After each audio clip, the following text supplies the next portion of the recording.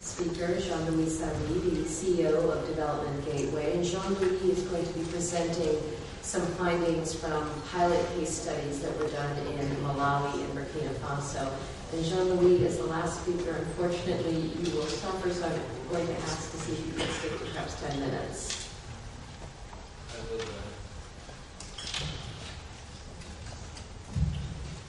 I will try my best, Peter. And there is an advantage to being last. There's a disadvantage too that I don't have much time. But the advantage is that I have heard what others had to say. And I'd like to relay this for a minute to the conversation we had at the end of the session yesterday, when we talked about ways in which IIT needs to be modest and ways in which it needs to be immodest. And I think what we've just heard is the tremendous task that is facing the people who are going to have to do the technical side of IIT. And I think if anybody, after hearing this presentation, thinks it's a modest challenge, I think that we now know how complicated it might be from a technical point of view. I think what I would like to add before really going into my presentation, I'll try to make it as short as possible, is that there is a potential mediation between one system and many systems, and that is the role that information technology can play. After all, today you can look at Google in any language and translate it immediately in a language that you understand. Well, why can't we think of a system by which databases can talk to each other and translate into a system which can then be very easily usable and adaptable? And I think the challenge is to see to what extent information technology can play a role in improving the effectiveness of aid and moving in the direction in which IIT is trying to take us.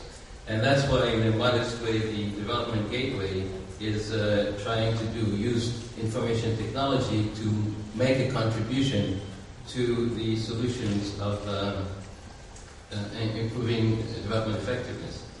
So what I'm going to talk to you about today is what we have found when we have taken all these complicated ideas to two countries in Burkina Faso and Malawi, who have over the years set up the sort of implementation aid management systems that we have seen very well described by Madalo this morning.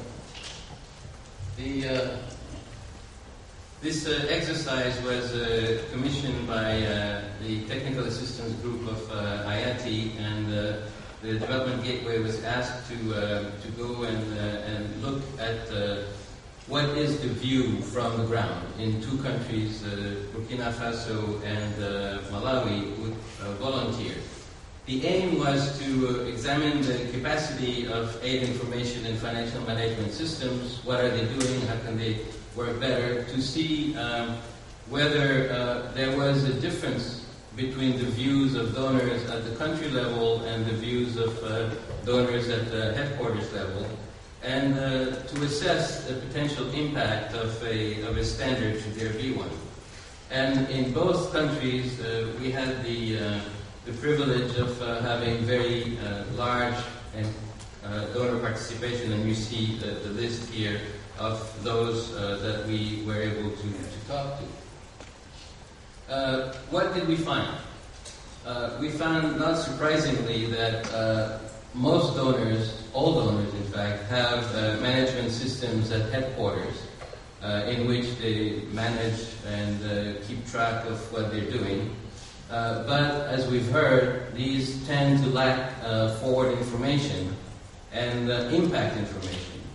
And also, for reasons that Richard has explained, what you find at headquarters and what you find at the local level don't always coincide for reasons that have led to the creation of this country programmable aid concept. So that we have been able to verify that indeed there are these discrepancies. What countries would like to have is information on off-budget aid. And I think it's extremely important, not simply for the comprehensiveness of information, but also for macroeconomic management. Because if you don't know how much foreign exchange is coming into your system, managing the exchange rate, for example, becomes quite a bit of a problem.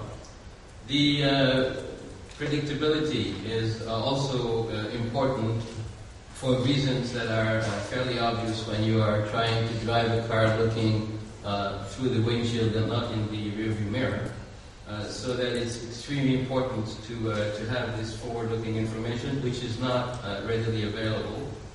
Timeliness is important.